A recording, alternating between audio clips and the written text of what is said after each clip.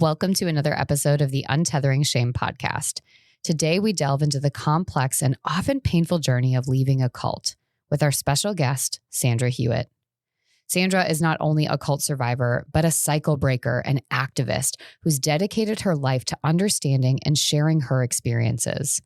She studied world religion and history to fact-check her upbringing and has worked for a decade in social work and pediatric counseling, believing strongly in the power of vulnerability and collective healing. In our conversation today, Sandra bravely opens up about the challenges she faced after leaving the cult, including the struggle to fit in, the difficulty of trusting herself and others, and the anger, sadness, pain, and resentment that developed towards herself, her parents, and so many others as she found herself on this very lonely journey. She found solace in underground raves and electronic music, which became a refuge during her healing journey. Now, Sandra's story is one of resilience as she learned to honor her past while embracing growth and self-love. And today, she uses her voice to demystify the cult experience, helping others recognize the signs and avoid similar paths. Join us as we explore Sandra's incredible journey of finding herself and reclaiming her life after the cult.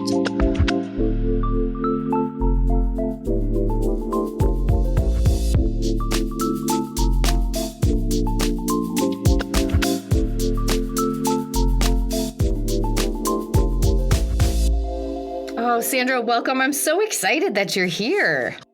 I'm excited to be here. I know it's been, just the fact that we're reconnecting, having known each other in this very different set of circumstances, this world that feels so distant from my life now, and yet still I feel like I hold so much depth and connection with people. It's nice to be back in this context with you and just getting to talk on such a different level than we've had the opportunity to in the past. Absolutely. Yeah. So I love to start every episode just kind of grounding in where we're at right now. And so I'm just curious for you, if you could describe how you're feeling. It could just be about your day in general or about this and recording this episode. What's one word to describe how you're feeling in your body right now? I would just say anticipation. Like, this is really something I have been looking forward to doing. I see it as one of my first steps towards eventually possibly writing a book about my experience or things like that. Yeah. So I would imagine in that is sort of a mixture of both the angst and the, like, I'm putting this part of myself out into the world in this vulnerable and different way than you've talked about this before, but then also this, gosh, what freedom, the more that I start to share and I get clear on how I want to tell and share my story and how I can use that to support other people through things like a book or something in the future. Yeah. Yeah. I think every time I talk about it with someone, I always have an aha moment of different sizes. Yeah. I think for me coming into this, I noticed a degree of hesitation. I think there's so much, and we'll talk about this in the context of your story, but I feel like cults and everything about cults is this sensationalized thing. And just, I don't remember what the name of the documentary was, but when I first moved out to Oregon and like the documentary about the Rajneeshis and like everybody's like watching it and talking about it. And it feels a little like we're watching sort of like a circus show because it feels so disconnected from the reality that I've lived in, which makes sense then you sort of view it that way. But then I think in turn, we do see it as this like, oh my gosh. And we talk about it almost as if the people aren't people with real pain and stories, or almost with a dismissal of, well, gosh, how did somebody wind up there? How could this happen? And we're sort of stripping away the nuance of, I think, the human experience. And so I think there's this part of me that just felt a sense of responsibility, and with that, a degree of hesitation of making sure that how we show up to this conversation is really in service of the depth and not the sensationalized elements that so many people, I think, get stuck in. Yeah. One of the problems I have with a lot of these documentaries is exactly like you said, they strip away how they start, why people join them, why it's really difficult for people to leave them, even after they can see things going wrong, things like that. So yeah, I had a similar experience with Twin Flames Universe on because that one I felt like they did a really poor job, and it felt very. I don't think that the documentarians meant to other them, but I think the way that it was presented othered them in that it was very easy to walk away from it going like, why the heck would somebody put themselves into that? Why would they sign up for that? Why would they give someone like that so much money? And I was just like, I know why. I know. Why won't you tell everybody? Yeah. Well, and as you're talking, I'm thinking about, clients that I've worked with that are stuck in narcissistic, abusive relationships, or I think about, we met in the context of working with people with eating disorders and sort of this reduction of just leave or just eat, or, somebody with a substance use issue, just stop. And I think because when we're watching something that just feels we're getting this story in such a small chunk of time. And so you don't watch the slow degradation of someone's character. You don't watch I think about eating disorders, the brainwashing that an eating disorder does. So we would see this. I mean, it wasn't like the kids that we were working with woke up and they're like, fuck yeah, I want to make myself throw up every day and I don't want to eat anything. This sounds fun. It's the constant daily sort of ways that their brain is shaming them, leaving them feeling alone, and the way that the eating disorder sort of comes in and fills this gap. And so I think about how much I think we simplify something like, well, no shit. I'm not going to be the one that goes and gives all this one person money. But I also see how, you're watching a horror film. Don't go there. Leave the home. Like, I get it. But also, again, there's so much more context. And I think in that beauty of understanding the human experience through this very specific lens, but in a way that actually relates back to what all of us are looking for and how easy it could be to get stuck in circumstances that maybe aren't ultimately best for you or what you want because you're just trying to get a need met in some way, shape, or form. Yeah. Okay. So I don't honestly even remember when I found out. You mentioned something to me in the workplace. Like somehow it came up that I found out that you had lived in a cult growing up, but I never really wanted to ask questions. Again, I think that hesitation of like, gosh, I don't want to do this. But I do think it's helpful for people to know a little bit about how your story started and kind of giving us a little bit of context around, did you grow up in the cult? How did you find yourself in the cult? Just some of those details that might be helpful for us to anchor your story in. Yeah, absolutely. It started somewhere in the 70s. Apparently, I found out recently that my mom and dad, who were not together at the time, they actually met through the cult, that they were instrumental in starting it. So it started essentially with a bunch of people from Texas who were from really rigid Christian traditions like Southern Baptist, Catholicism, things like that, and met like a church. And so that's how my parents met. So I was born into it, and I'm called a second generation adult SGA. Okay. And so when you were born, like any other person, you don't know the context of your life circumstances. You're just a baby. And so we sort of adapt to the norms around us. And so as you were a kid, were you aware that you were in a cult? Was that talked about in any way, shape, or form? Or did it just feel like I'm just existing and this is my community?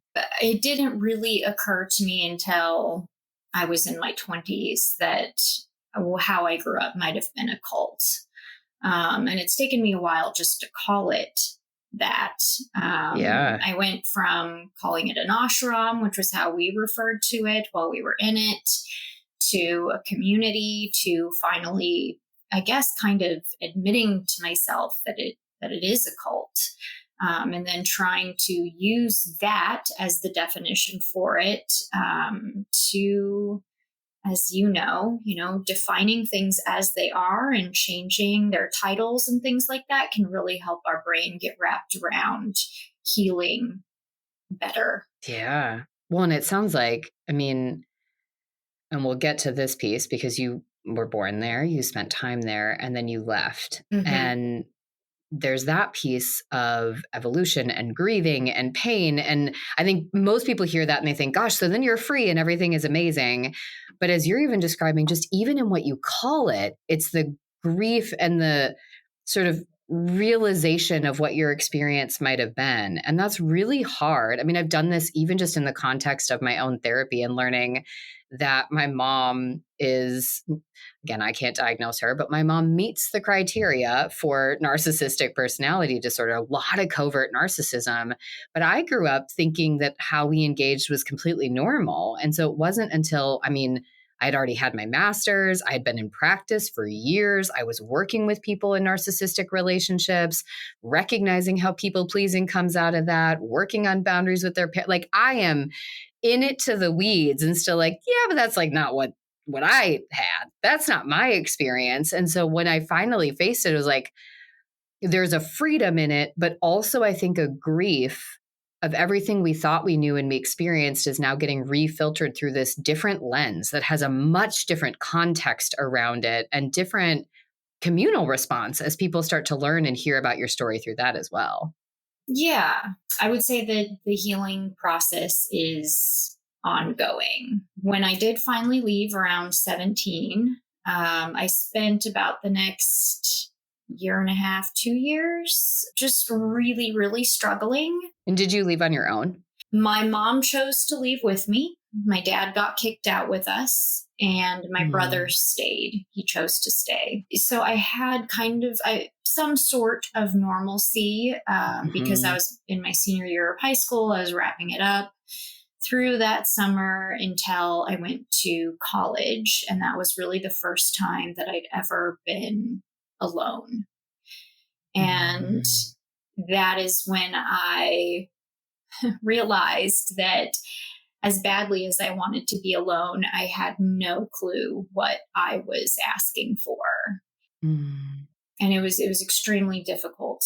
I had to teach myself how to meet new people, make small talk, all the things that you do to, just exist as a person in this world with other people. So it's definitely been a progression, similar to how it's gone from calling it an ashram, then to a community, to a cult. So I was suicidally depressed for about a year after I left. And I would say that I kind of covered it all up, just put some dirt on over it and just moved on, and used substances, mostly drinking and smoking weed, to really kind of make that all stay, where I put it in that hole for many, many years. So I would say that my healing has gotten markedly better, improved over the last 4 or 5 years, because that's really been about the time where I'm like, I think I need to start looking at this. Yeah. Or I'm going to keep making the same choices. Yeah. So let's break out of this.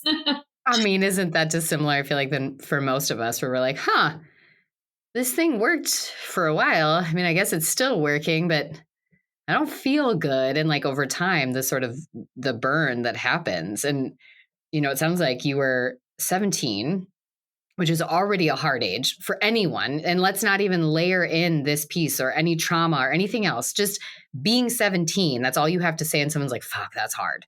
And so you have this. Then you left this community. And was it your choice, mom's, or both? It was all my choice. Okay. Yeah. Mom had actually met up with me earlier that same day to try and figure out what was going on with me. Why was I never around and that kind of thing. And I was sleeping all the time if I wasn't actually doing homework or something, which we now know is a huge sign of depression. But yeah, so it was 1,000% my choice. Which is interesting then, because I could imagine, you're already depressed while you're living there and still a part of this community. That was already showing its face. Again, potentially could be a result of that. Could have been something you would have experienced either way. We don't totally know, but obviously the stressors and the dynamics of where you were living had an influence. You knew you wanted to leave. You make the choice to leave. Mom goes. Dad is kicked out. That is a tremendous amount of responsibility put on you as the initiator of leaving this space. And how, gosh, I mean, then when you're struggling, of course you're going to want to hide it because you chose this. So you should be fine. You should be happy. You wanted this, but you're still having depressive thoughts. You're still feeling suicidal. You got to hide that because you're supposed to be okay. Mm-hmm. So I don't know if that resonates as I'm saying that, but like it makes total sense to me why your brain and body would stuff it and then actively look for things to numb out from or avoid feeling those things because of the dynamics of you leaving and that feeling of responsibility, therefore your lack of emotional right to process and to feel and to have a hard time. Oh yeah, absolutely. I had many times that I thought to myself, you wanted this. Yeah. Like, this is what you signed up for and you got it. And that was also another thing that helped me not do it, honestly, because I did want it. And just because there were negative emotions associated with it, I knew that at some point I would feel differently, that at some point I would get to travel. I would get to do the things that I had left to do. Yeah.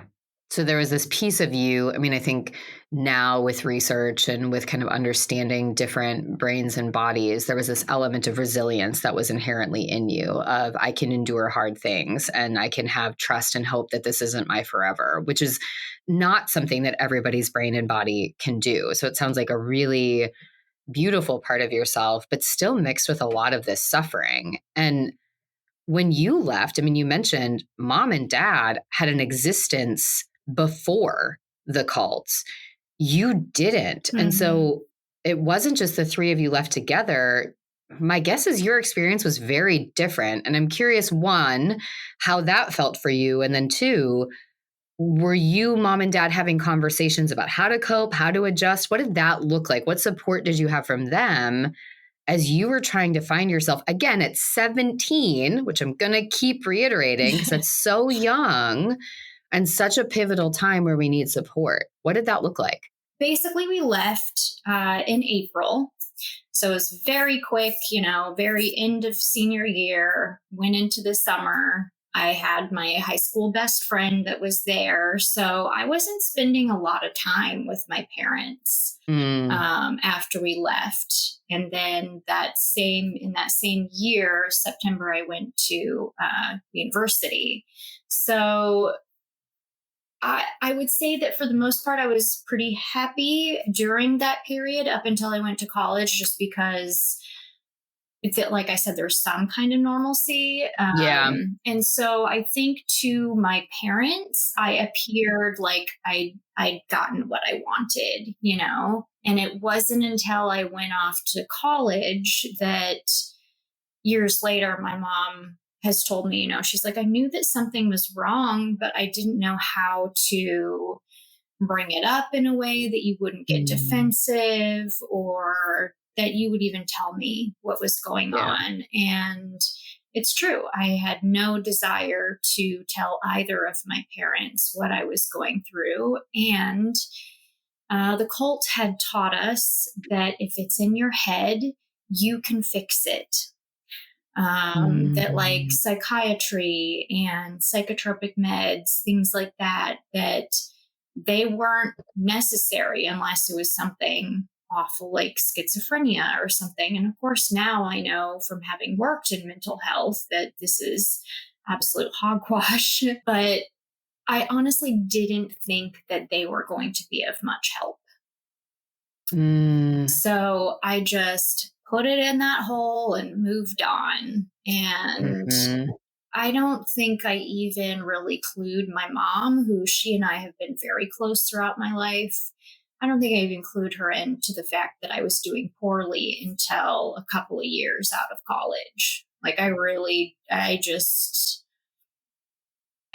think more than anything, I didn't want what I considered at the time interference, because that's all I got my entire life. Yeah. And feeling like, again, there's this like push-pull, which is very natural. And this element of like, I want to now live my life and be this person with this added layer of like freedom and probably some degree of like escapism of like, I left this thing that I have decided isn't right for me. But still only knowing what you grew up learning and being taught. And so there's this element, I mean, I see this with my 4-year-old even now of like, there are these moments where she's like, I know everything, but also she knows nothing because she's 4. And like that, there's this balance point. And so, we go through that at 17, but it's like you had this on such a deeper level too of you didn't yet know just how different the world had been operating outside of the community you were in compared to the world you were a part of. And all you had was that. And then at the same time, maybe the only sort of connection that you had that could help bridge that gap, being mom and dad, you didn't want them to interfere. You didn't want them to be a part of it. And so there's this sort of severing of the bridge. And it sounds like a very necessary sort of statement of independence, but also what a loneliness. And I think that's what you're sort of getting at before, which is like, I just wanted to be alone, but I ultimately had no idea what that meant because your perception was still going to be skewed based on what you had. And so you go to college, and this is where you start to see, okay, things look different. Things are not exactly what I thought they were going to be. They're not, I don't feel necessarily better. Like things are hard. You mentioned already the idea of, making friends, making small talk was something that you noticed started to bring some things up. What were some of the other things that started to come up for you where you're like, oh, this is hard, or like, I'm starting to feel this othering in a way that doesn't feel good? Well, I think it was just a realization that but I think we all have that innate desire to fit in. And over time, I just kind of realized that I just don't really, I don't really fit in. And that was the other thing I was going to say too, was that another reason I didn't really want to talk to my parents about what was going on with me was because I knew that they wouldn't understand. They both had lives previously outside of the cult. And so in a way, I felt like they just stepped back into their lives, whereas I was having to make an entirely new life in a quote unquote world that I didn't know, I didn't understand, that I had been really kept distant from my whole life. So yeah, that was definitely another reason to not go to mom and dad. Also, dad wanted to go back. So, and I definitely did not. So that was another point with him. And I'm curious, before you add the next part, were you angry at them for that? Of like, because this felt so lonely, or because you didn't get those opportunities? Or at that point, not really? No, I didn't really develop much anger at them for being in the cult until I don't know, about the last 8 to 10 years. For my mom, I've just had more anger for my dad. It's been easier, essentially. I think it's easier to be angry at one parent over another. But she, so it just seemed like they were dealing with it and healing from it differently. And I kind of felt left behind in that. But yeah, and like you'd said, as far as like making small talk and teaching myself how to meet people, funny enough, it was going into underground raves, electronic music events, which I was very, very lucky to have gotten the opportunity to be taken to Europe when I was 18. A friend of mine, that was her graduation gift, and that really kind of sealed the deal. And it was probably some of the first places that I felt truly comfortable and like I could be myself, because everyone there was other. And how awesome, because I think, when you mentioned that, like, we all just want to belong in some way. We all just want to fit in. And I think talking about this realization of, I'm not like other people around me, and not in this like terminal uniqueness, which is a thing that they talk a lot about in AA, and I've talked about it on here, which is this like my pain is so bad no one else could ever understand. You couldn't possibly get me.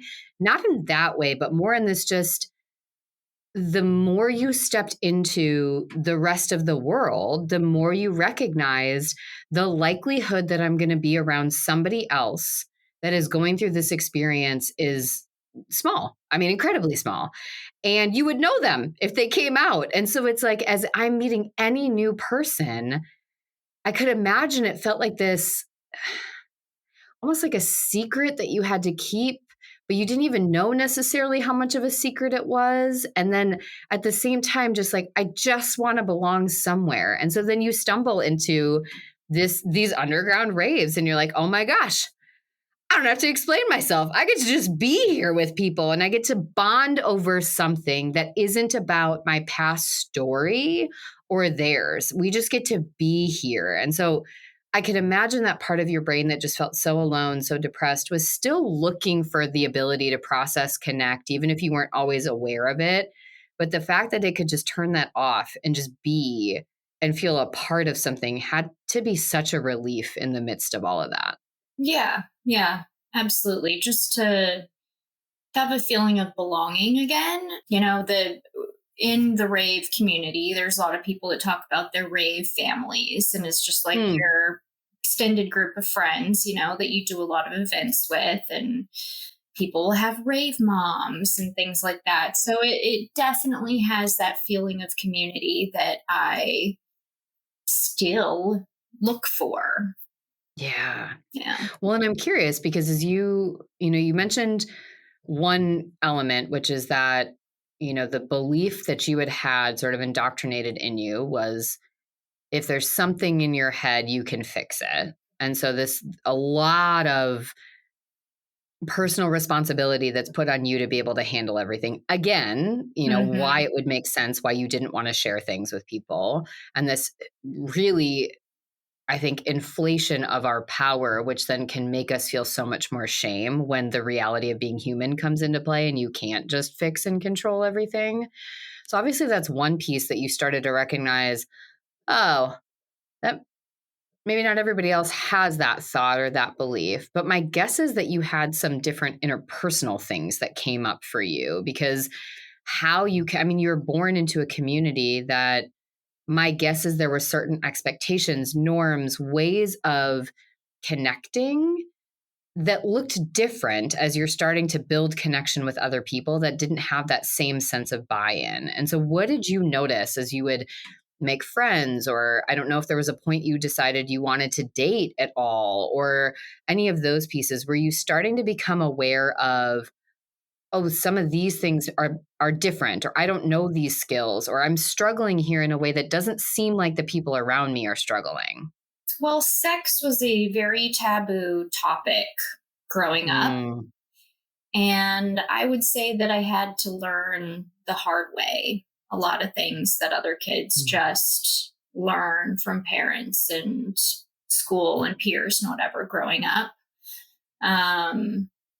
That one, and it occurs to me less now, but back then when I was in my teens still, it kind of blew my mind how much sex there is in the world in general, especially in college, and it's not that I didn't expect that. It just wasn't to a level that I ever expected. And like you guys didn't grow up talking about sex, didn't talk about anything, like it was just off limits? Completely off limits. Could people have sex? Like, was there the awareness? I mean, obviously, because you were born in the cult. So like sex was a thing you could have, but you just couldn't talk about it at all. We didn't talk about it. Not anything that we read, music we listened to, movies we watched, anything like that. It was all edited for content. Got it. Okay. Yeah. Yeah. And I would also say that talking about like dating and friends, that it was difficult, and it still sometimes is difficult for me to not completely throw myself into a new relationship, friendship, boyfriend, girlfriend, whatever, I jump in or dive in more like, head first. And that it used to take me I would say I used to do that all the time. I had to learn how to hold myself back to not swim in the deep end until I figure out what the person's shallows look like. Well, and was that more because within your community growing up, everybody shared everything and you could go sort of all in? Or was it more of just, I just want these other relationships so much, I want to do anything to be a part of them, and so I'm just sort of in that? Or was it a mixture of both? Both. It was definitely both. Growing up in an atmosphere where everybody wants the best for you and everybody is doing their best to grow and become better people. It's a very safe environment in a way. And that's the funny thing about cults. There's a lot of safety in them. There's a lot of insecurity as well. So it, definitely both. I was very alone and I just didn't know how to engage in relationships. Yeah. Well, I think the dance is always what I think about it as, of like, they're leading, you're playing off of each other. There's this back and forth, and it's a little wonky at first, but then you kind of find your rhythm and you find your flow. And it sounds like, that is one of the things that had to feel good being in the cult, was that there was this inherent idea that we're all here, we're all safe, there's this belief of everyone's doing the best they can, which again, maybe not everybody was, but the idea, the sort of undertone was always that. And that was sort of the notion. And so then you go in and you've got to be assuming other people are like that too. And so we're assuming positive intent. We're assuming trust maybe sooner than we've built it. And that had to feel like a loss in some ways. Like, again, recognizing the picture seems to always be painted of the negatives of the cult. And that to me feels like a major loss. Like you had this wonderful thing, and now you're in this place where you're like, wait, the veil just got lifted up again. Like I keep having this idea and then I'm hurting and I feel alone again in a different way. And it's rejection through a different lens. It's all got to feel personal at that time, because again, there was this maybe interdependence in a way, maybe a bit more enmeshment. I don't know the spectrum you'd say within the cult, but realizing a lot more of the individuality sort of out in the everyday, and people sort of in it for themselves, or not really thinking, maybe they're not intentionally trying to hurt you, but especially college age, they're just sort of making a decision, and there are dominoes that fall, and you were a domino that my guess is it fell and you would get hurt or have that experience of rejection in a way that you hadn't before. And that's got to feel like then you're double like grieving the loss of what you had, and then also feeling that return to a loneliness, and mixed with this idea of, and I still want to be here, but I don't want to feel this way. So what do I do? How do I even figure out what step one is to break out of this feeling? Still to this day, I struggle immensely with losing people. And I have to constantly correct myself and say, wait, Sandra, you're not losing someone. We are choosing to walk away from this person because they are not right for you.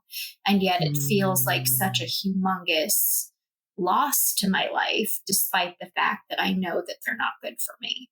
How does that because again, there's sort of a collectivistic culture that you grew up in, and then really moving to that individualistic side of, no, I can choose to walk away. There is this, independence and empowerment. I think people think about that and they talk about it in the sense of owning our lives and our power and making those choices. But I can imagine for you that also hurts, like that you feel like you're doing something wrong, or maybe, I don't know if you ever found yourself just giving more and more chances than maybe somebody deserved in that space, because you wanted to believe that they could be the person that's just doing their best and trying to get better every day, and then having to realize that that's not true. And then you feel like the asshole because you're the one that has to walk away, and that doesn't feel fair.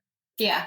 Yeah, absolutely. The realization that other people are not constantly trying to be better and do better for not only themselves, but you as well is hard pill to swallow. And Yeah. it also makes it difficult for me to trust myself when it's already difficult for me Mm. to trust myself, because I do have a tendency to pick people who are not great for me. So that is an area that I am growing in, that I'm trying to learn and do better for myself. So, Yeah. Well, I think it's also, I could imagine you had this kind of all or nothing swing in the beginning of, again, sort of the safety of this is how we connect and there's this trust. And you, my guess is if we're really being picky and sort of the nuance of it, you probably didn't trust yourself much in the cult either because you didn't have to, because this was all sort of like inherent. So you weren't really getting the opportunity to practice self trust then either. It just wasn't, again, on your sleeve. So then you're like, okay, this is how it's working and everybody's trying and everybody's great.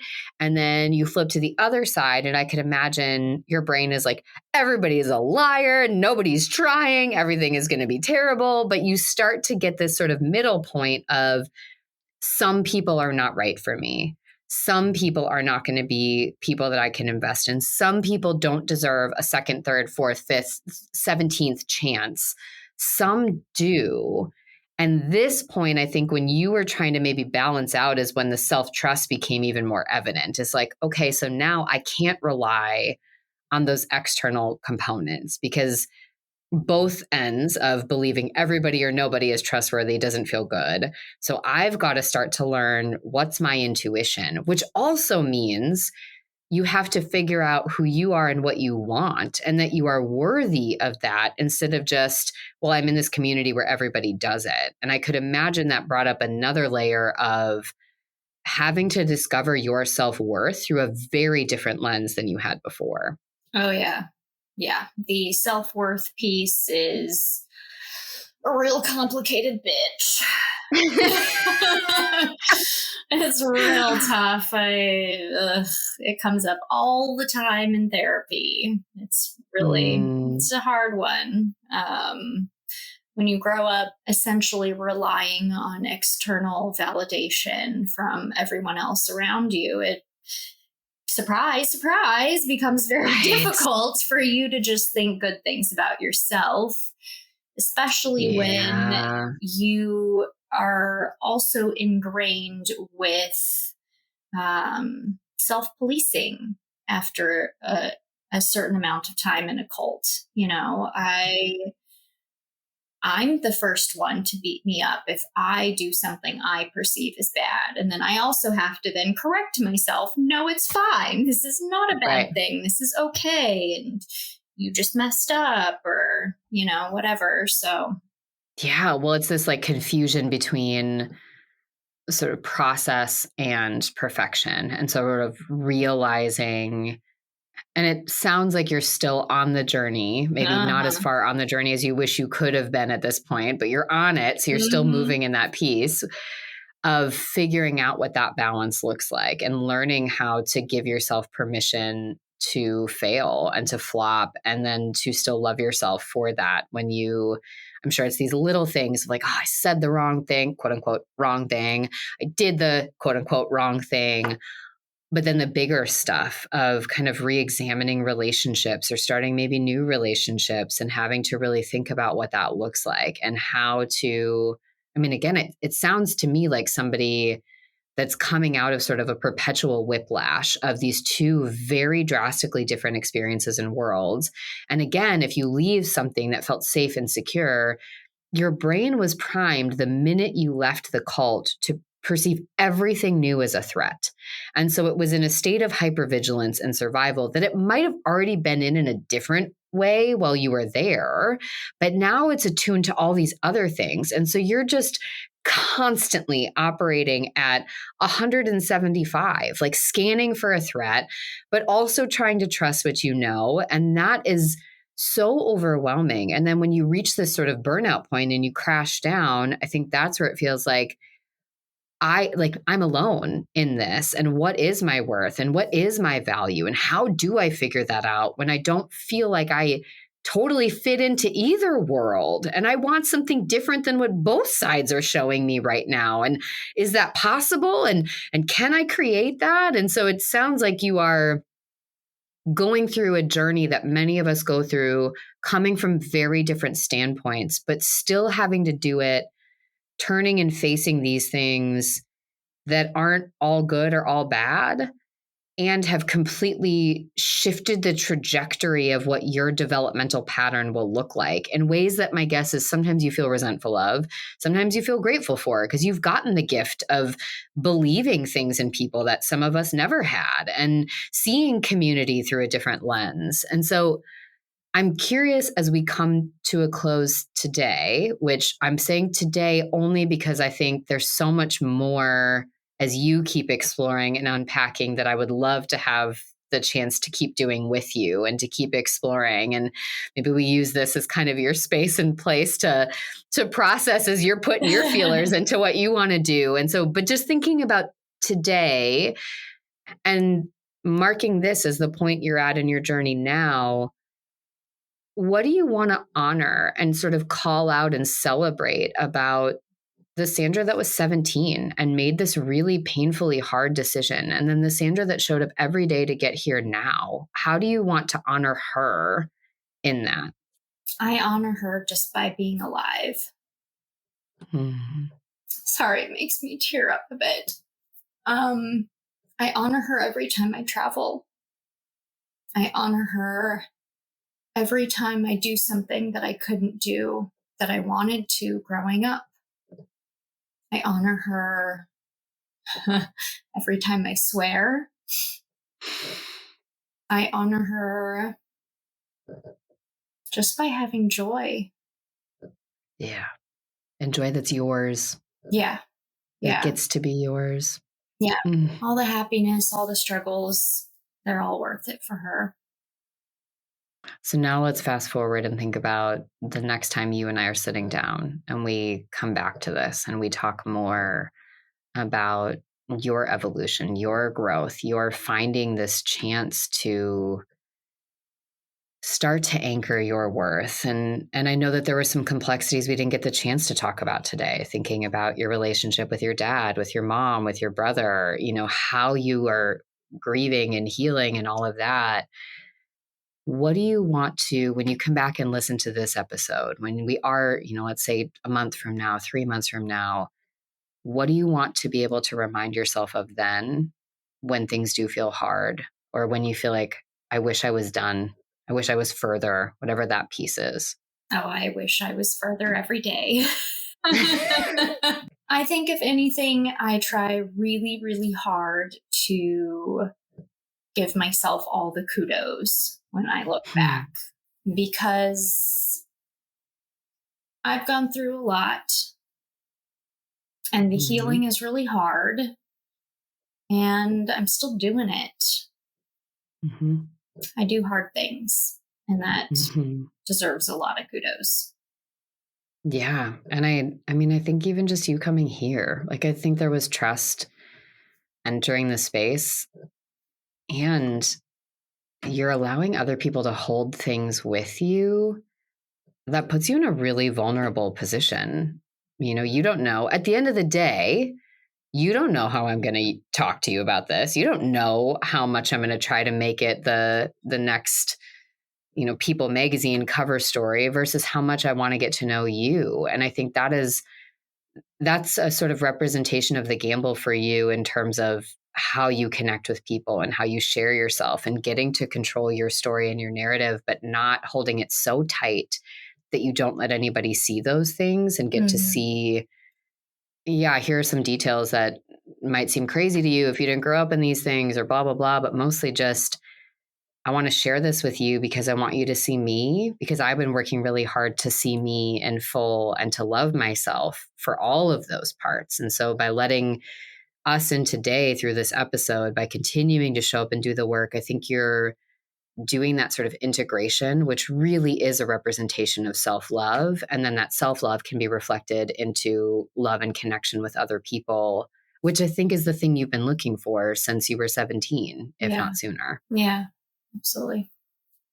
Thank you so much. I'm so honored that we got to do this. I sincerely want you to know that anytime you want to come back and talk, whether it's about this, if you're in the next space, I would really love you to be here. I think that you represent a sign of strength that I think people don't often get to see and to hear, again, through this lens of just connecting as humans, because what we got to hear from you today is this very human struggle that can get missed in the details. And so being able to relate to someone else and going, oh gosh, I feel that way too. I feel like I should be further along. I feel like I'm 26 years into some of these painful processing points of some of my trauma. Why am I not past it yet? Why am I still holding these things in my body? How am I a fucking therapist?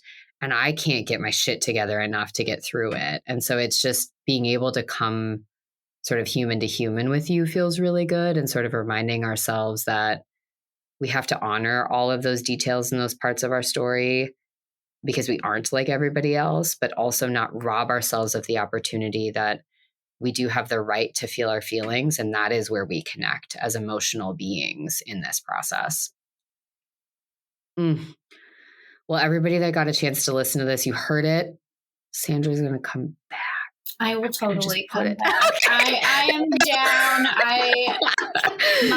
Honestly, one of my biggest goals is to kind of demystify the whole cult experience. I love it. And if I can do one person recognizes the signs and doesn't get themselves involved in something, I will have considered it worth it. So I love this. And so what we'll do is, listeners, go to the Q&A and I want you to tell us what you'd want to learn about. Again, I want you to be so mindful that you're going to have the detail questions. It's like seeing an accident on the highway. You're going to want to look at all the details, all the gory aspects of whatever happened in that car crash, the same as you're going to want to know some of the specifics. And some of those are really helpful. But give yourself space to be like, okay, my curiosity is going there. But if I'm being honest with myself, what does that look like to demystify some of those things? What does that look like for me to recognize how pain and loneliness and longing can lead to some of these different behaviors, or joining communities? And what grace can I give somebody, whether I know their backstory or not, to recognize that we could probably all benefit a bit more if we took a page from that book of all of us are trying to do the best we can. And what would it look like if we were to lean into that a bit more? And so we will have her back. We'll keep going. Tell us in that Q&A what more you want to hear about so we can do that. And Sandra, thank you so much. I can't wait for part 2.